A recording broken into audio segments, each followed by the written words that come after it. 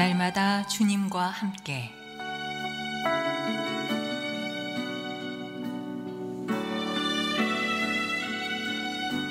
오늘 말씀에 강북 제1교회 황형택 목사입니다.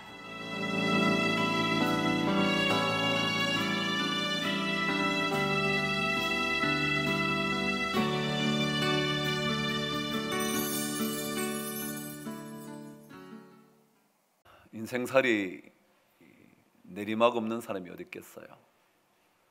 사업이 잘 되다가 한 번 무너지면 걷잡을 수 없는,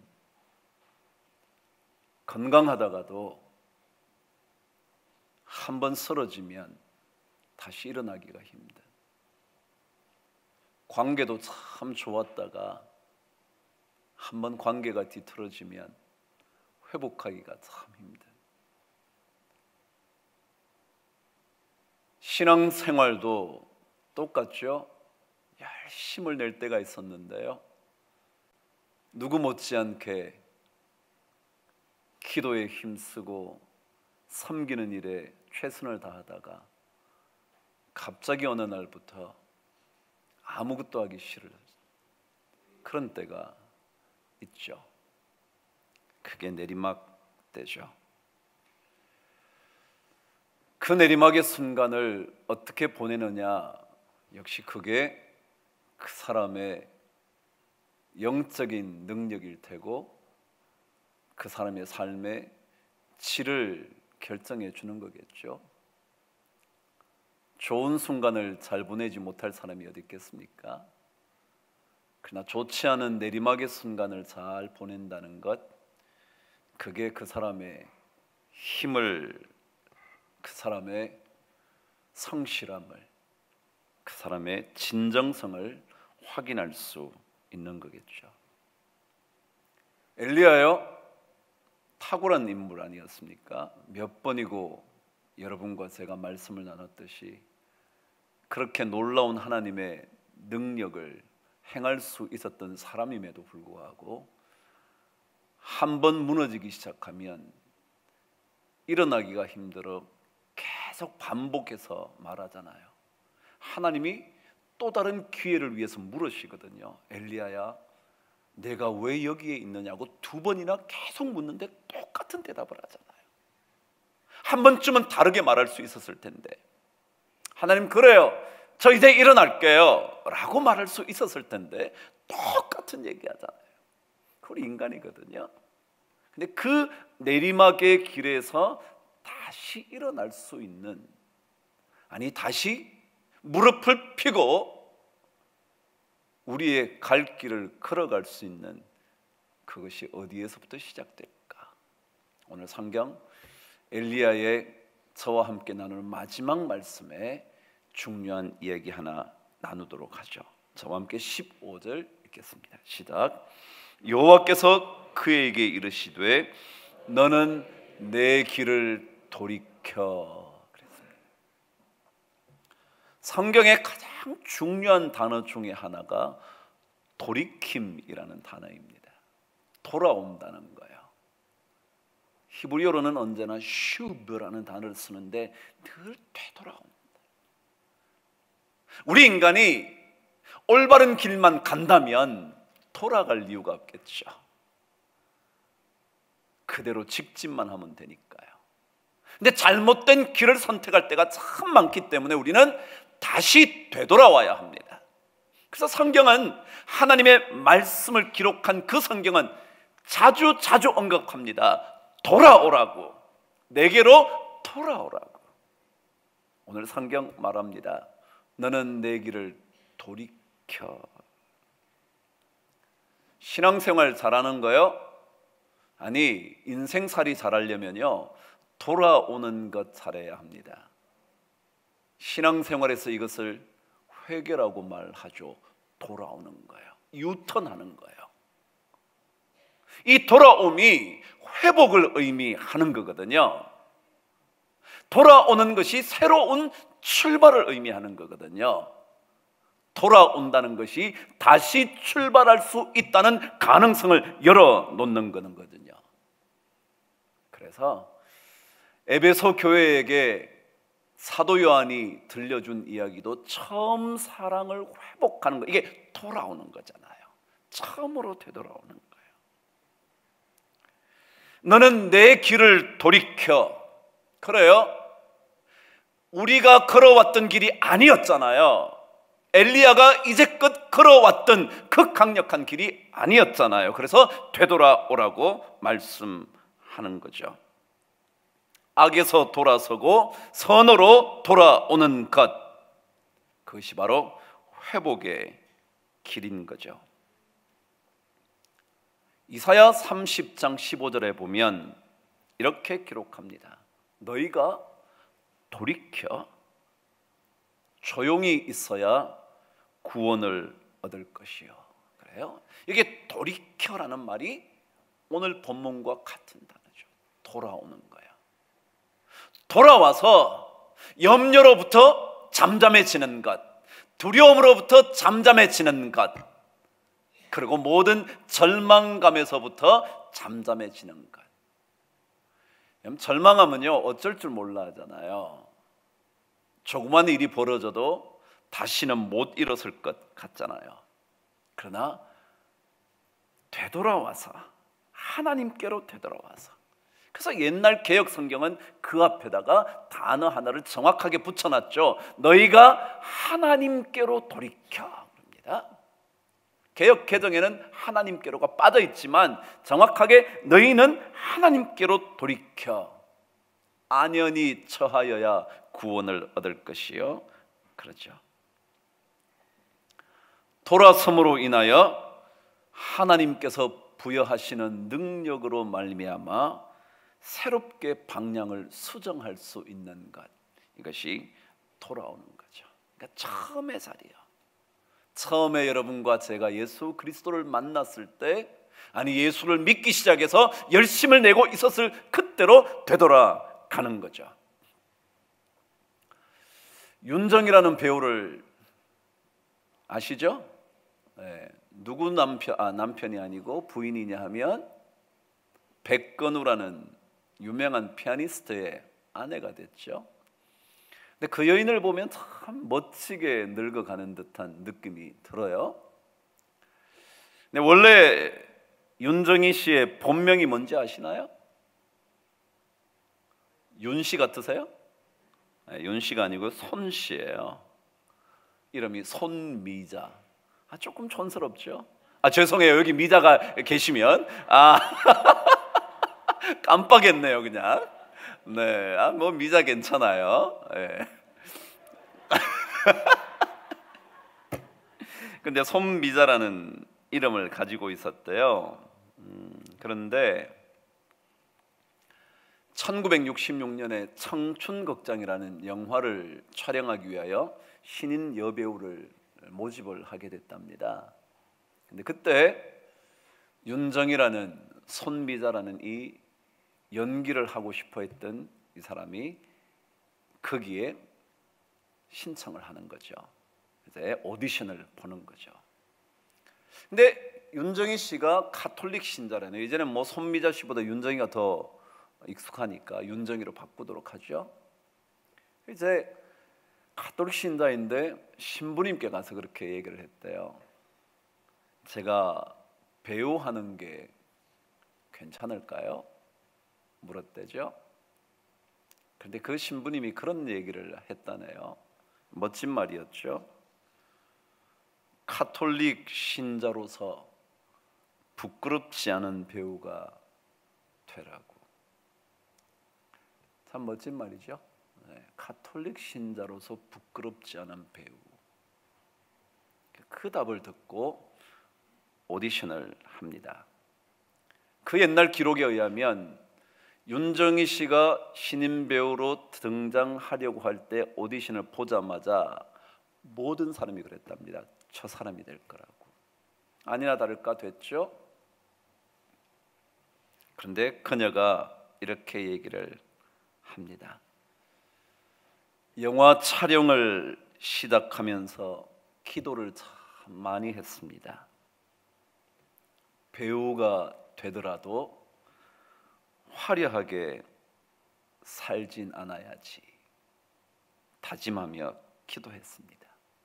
그래서 이름을 고요할 정자를 넣어 정희라 바꾸게 되었죠. 기자가 물었습니다. 영화판이라는 게 원래 화려한 그런 세상인데 그 세상 가운데 홀로 고요할 수 있을까요? 그때 그녀가 이렇게 대답을 했습니다. 가능할 것 같아요. 남과 자신을 비교하지만 않는다면요. 그래서 이 여인은요, 늘 영화를 찍으면서도 자기 자신이 화려한 그런 인생을 살지 않기 위하여 처음 생각을 버리지 않았대요. 그래서 영화 촬영 틈틈이 책을 읽고 클래식 음악을 듣고 계속 그렇게 살아왔대요. 화려해지지 않으려고. 그 의미가 뭔지 아시겠죠? 영화판에서의 화려함, 연예계에서의 화려함, 그것이 아니라 정말 내가 가톨릭 신자다운 삶을 살기 위하여 처음 그때를 생각하는 것. 그럼 신앙생활이요, 처음으로 자꾸 되돌아가는 거예요. 처음 마음으로요. 함께 열심을 내던 그때 그 마음으로요. 함께 뜨거웠던 그 처음 마음으로요. 하나님 앞에 서면 언제나 부족하다고 생각되어 어쩔 줄 몰라 했던 그 마음이요. 그 처음의 마음으로 되돌아가는 거예요. 아무것도 아닌 엘리야가 하나님의 능력으로 엄청난 일을 행할 때 그 처음으로요, 내가 아무것도 아니었는데 하나님께 쓰임받아 이렇게 엄청난 일을 할 수 있었다는 그 처음으로요. 그것이 바로 돌이키는 거죠. 새로운 출발을 하려면 돌아가야 합니다. 쓰러진 자리에서 일어나려고 하려면 되돌아가야 합니다. 누가복음 15장에도 잃어버린 아들, 돌아온 탕자, 그 제목이 돌아온이라는 그 단어의 강조가 있었듯이 돌아옴으로 인하여 변화가 시작이 됩니다. 오히려 원래의 자리, 아버지의 아들이었던 원래의 자리로 되돌아오면 회복은 분명해지는 겁니다. 신앙생활, 아니 인생살이도요, 내리막길 왜 없겠어요? 부부간의 갈등이 왜 없겠어요? 직장생활에 쉬운 직선의 코스만 어디 있겠어요? 그냥 그때마다 처음으로 잘 돌아가면 다시 일어날 수 있는 힘을 얻게 될 줄 믿습니다. 그렇다면 오늘 성경은 우리에게 되돌아온 다음, 되돌아간 다음 그 다음이 뭘까? 다시 한번 저와 함께 15절 말씀 읽겠습니다. 시작.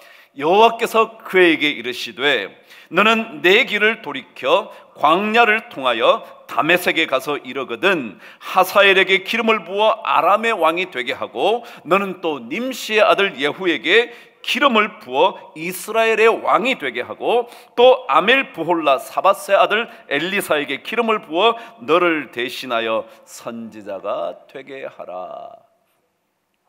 무슨 말 같으세요?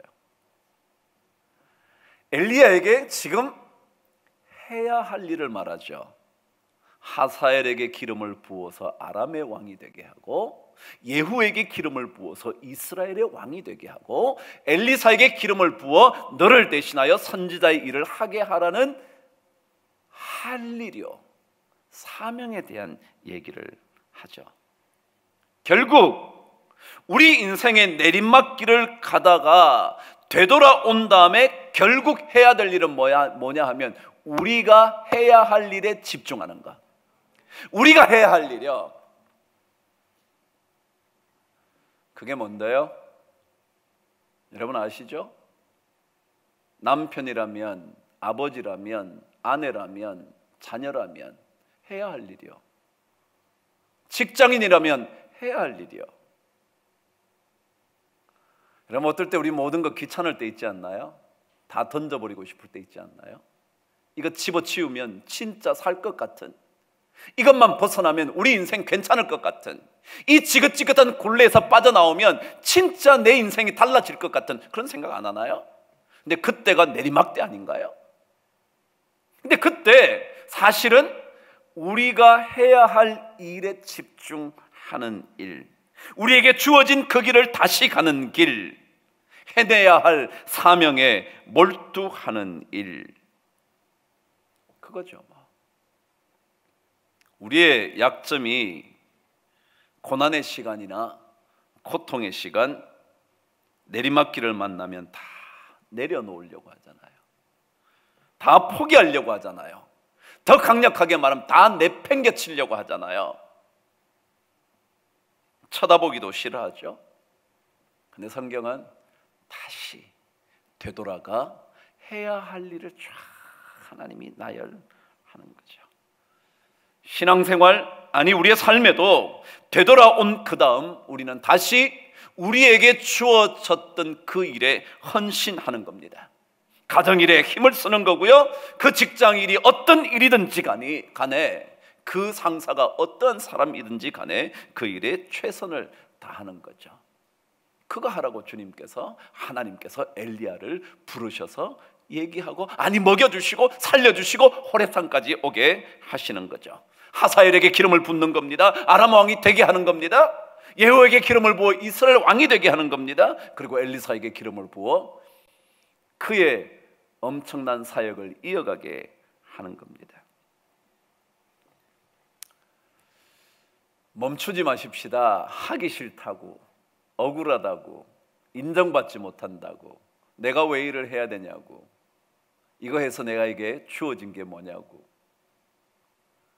그렇게 생각하기보다 주어진 그 일 잘 해보시죠. 나는 남편 잘못 만나서 내가 평생 이 일을 하면서 내가 살아야 되나, 그러지 마시고요, 주어진 일에 열심히 해보시죠. 아니 남편이요, 최선을 다해서 가정을 한번 책임져 보시죠. 직장 생활이요, 참 지겹잖아요. 정말 그만두면 좋겠잖아요. 누가 그러대요? 은퇴하고 난 다음에 요리를 배우는데요, 너무 즐겁겠죠? 제가 그랬습니다. 30년 계속 한번 만들어 보라고 즐거울까? 뭐가 즐겁겠냐고 여러분. 요리 배웠죠? 그래서 날마다 새롭게 하죠. 그래요, 1년은 잘할지 몰라요. 365일 동안 날마다 아침 점심 저녁 한번 차려보세요. 얼마나 힘들까? 근데 그 일을 계속하는 여러분 아내들이 대단하지 않나요? 마찬가지로 남자도요, 정말 지긋지긋한 직장이요, 꼴도 보기 싫은 상사요, 그래도 어떻게 해요? 그 일을 열심히 하는 거죠. 그래서 하나님께서 엘리야에게 그 명령을 내린 거예요. 하사엘에게, 예후에게, 엘리사에게. 그런데 오늘 결론인데요, 참 이상한 것은 이 명령을 내린 것 세 가지잖아요. 그런데 이 중에 두 가지는 엘리야가 하지도 않아요. 다시 말하면 하사엘에게 기름을 부어 아람 왕이 되게 하지도 않고요, 예후에게 기름을 부어 왕이 되게 하지도 않아요. 기록에 의하면 엘리사에게 기름 붓지도 않아요. 그냥 따라오라고 말만 해요. 무슨 말 같은 신가요? 저는 혹시 이런 말은 아닐까 싶었어요. 우리가 다 할 수는 없지만 할 수 있는 것만은 최선을 다해라. 우리 다 할 수 없을지는 몰라요. 그러나 할 수 있는 것만은 하는 거예요. 왜요? 나머지는 누가 할 거니까? 하나님께서 누군가를 통하여 또 하실 거니까. 나는 다 못해도, 나는 그 일을 다 감당하지 못해도 하나님이 나머지 일을 해 주실 거니까. 그래서 오늘 성경에 어쩌면 18절에 하나님께서 바르게 무릎을 꿇지 않은 7,000명이 있다고, 그들을 통해서 계속해서 하나님의 역사는 이루어질 거라고, 그런 거 아닐까요? 우리가 어찌 다 하겠습니까? 우리가 완벽한 인간이 어디 있겠습니까? 다 할 수만 있다면 좋겠지만 다 할 수 없는 인간이라면 할 수 있는 것에 열심을 내는 거죠. 엘리야가 하사엘을 만난 적도 없어요. 오히려 하사엘에게 왕이 될 것이라는 이야기는 엘리사가 해요. 예후에게 기름을 부었던 것도 엘리사였어요. 그렇지만 우리가 다 할 수는 없지만 할 수 있는 것 최선을 다하면 하나님은 또 다른 놀라운 누군가를 통하여 그 일을 이루어 놓으실 거예요. 신앙은 내리막길에서도 돌아가야 함을 기억하는 것입니다. 그 시간이 빠르면 빠를수록 좋습니다.